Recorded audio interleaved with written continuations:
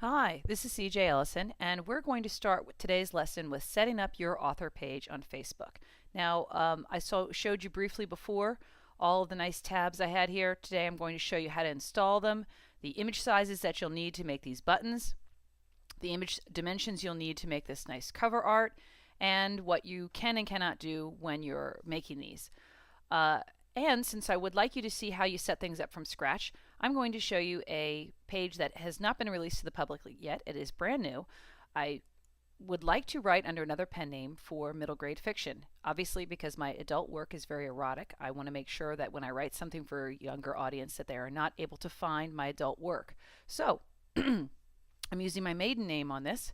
Let's see, I used an old photo here. I started to set it up back in May and I didn't do anything about it. As you can see right here, this page has not been published. Learn about unpublished pages and publish this one when you are ready.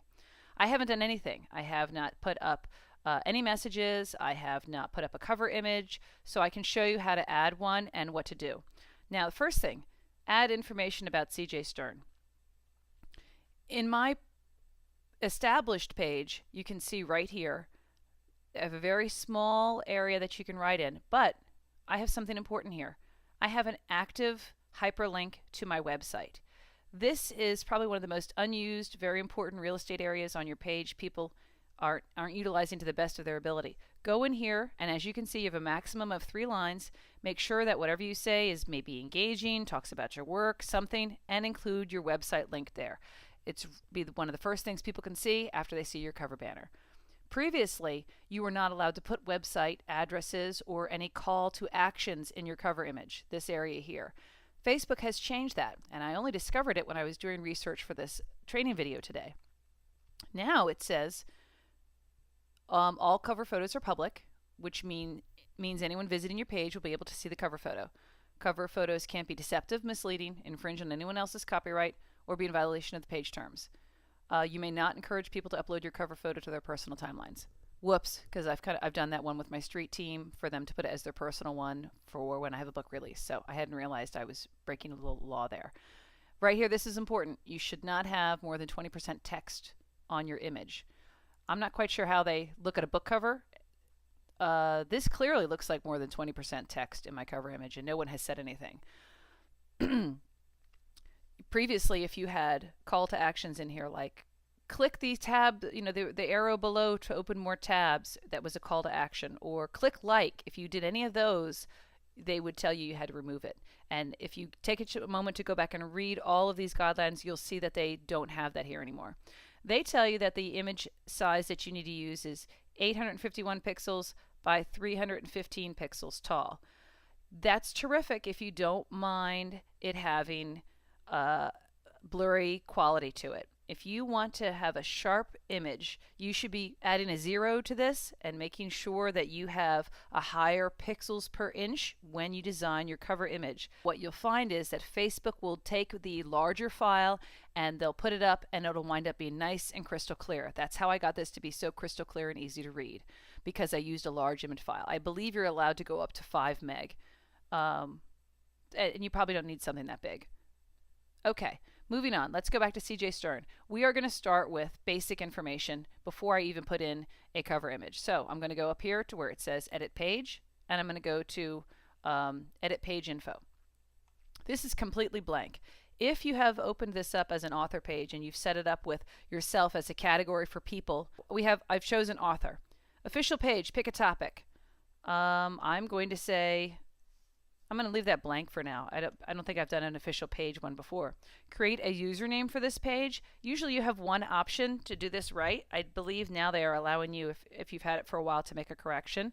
I wanted to change mine, but now I'm reluctant because I have so much marketing material that has the other address on it. We are going to create, each page can have its own username. So we're going to create a username. Enter desired username. Desired username is CJ Stern Author. Stern. Yep. Okay, we're going to do that. Confirm. And now I have my own username. So you can now direct fans to facebook.com / CJ Stern Author. Now when I go back to the page itself, I can see up here in the bar, facebook.com CJ Stern Author is now a valid URL. I'm going to go back again to the edit page info. I haven't actually have a start date here yet, so I would put born, founded, whatever I wanted. Address, I usually put my P.O. box here. What we're going to do is we're going to fill in the short description here, and this will populate to your page, the main page in that little area that I said was very important, real estate. Okay. I don't know if it'll populate with the actual web address as a hyperlink because this website does not exist yet, but we will find out. Let's scroll down and hit save. And I'm going to go back and view the page. When I view the page, I come down here, and yes, I see I write middle grade fiction. Check out my website at www.cjstern.com. I believe I mentioned earlier that you can attach your personal profile to your author page, but your author page has to be published first, and because this one is still not published, I won't be able to go back and show you that example again, but we did cover it in an earlier video how you can add it on. Now I've also shown you how you can add on your website here, and next we're going to cover how you can add on your blog. When I'm on this page here, if I want to search for applications like networked blogs, comes up right here. I can go to it. Right now this is all of my the blogs that I have and where they're managed and that kind of thing. But this is where I would add a new one. Register a blog. This is where you put a new one in right here. Okay, I would put the blog here. I don't have one for CJ Stern, and then it walks you through all the steps. So that's fairly simple. Let's go back to the CJ Stern page. And I want to show you some more applications that you could do. If I want to add an application here, it might be like one of these where I have the star right next to it. This is from a free application. You aren't able to change that little icon unless you pay to upgrade, but you can add in whatever you need. I think the star is fine, so I just leave it. The application is called HTML static pages or static iframe tabs. There we go. Now see here where I'm going to what's called the app. A lot of times they'll have a page for them where they're advertising the work, but what you really need is the app to be able to install it. So since I've already done it, add static HTML to a page, and I'll get to pick which page it is. Choose my page. I would like it to go to CJ Stern. Add static HTML to that page. Now, I have it right here as a welcome page. It's completely empty, but if you take the time to go through this, there are a lot of, I'm viewing the tab in visitor mode. I'm sorry, I'm in the admin mode right now. So when you're going to edit the tab, there's a lot of directions that show you what you need to do. This area, it'll walk it out for you. If you're going to use script, style, CSS, if you don't know how to do any of this, usually your web designer can help you with it. If you are familiar with working with Blogger or WordPress, you might be more familiar with adding widgets and things to the side of your blog. It's the same type of concept here.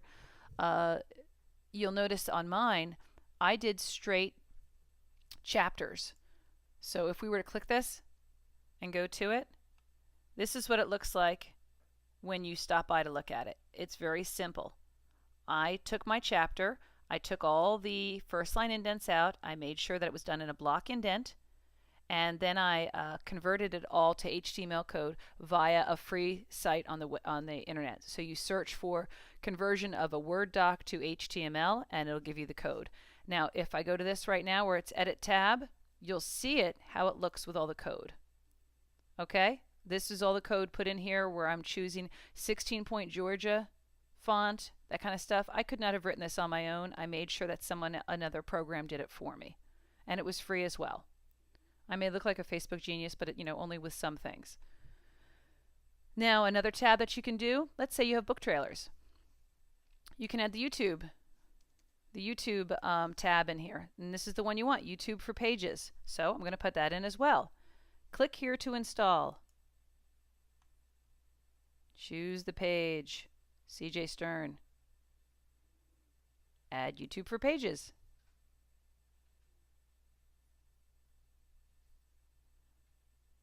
And it's going to want to know some information.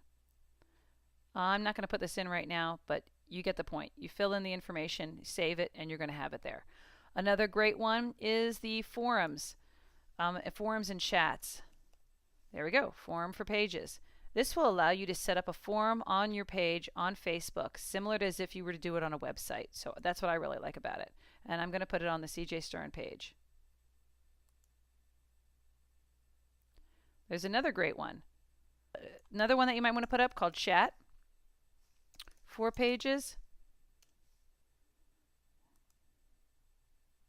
I'm trying to search on it now, but for some reason my computer is locking up on me. Okay, we're going to go back to the main page, and then I'm going to do a search for Chat 4 pages. There we go, and I can set up a free chat. The free chat room is terrific when you want to do a book discussion. I've had people, the readers that show up, that absolutely loved it. So add the page tab.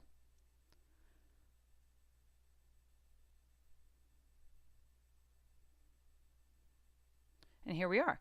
There's a little question mark by my name. I don't know how I put that in, but CJ Stern, join the room. Got the little chat room. Now you notice over here, this is a drop-down arrow that can bring you to all of the different applications that you've got for your author page. So far, the basics that come with it, your about section and the photos, those are already there all the time. So are events, and you can tell it whether or not you want it to show up here. Forum, chat, YouTube, welcome. You guys have seen me put all of these in. We haven't gone in depth about the content that you can add to those.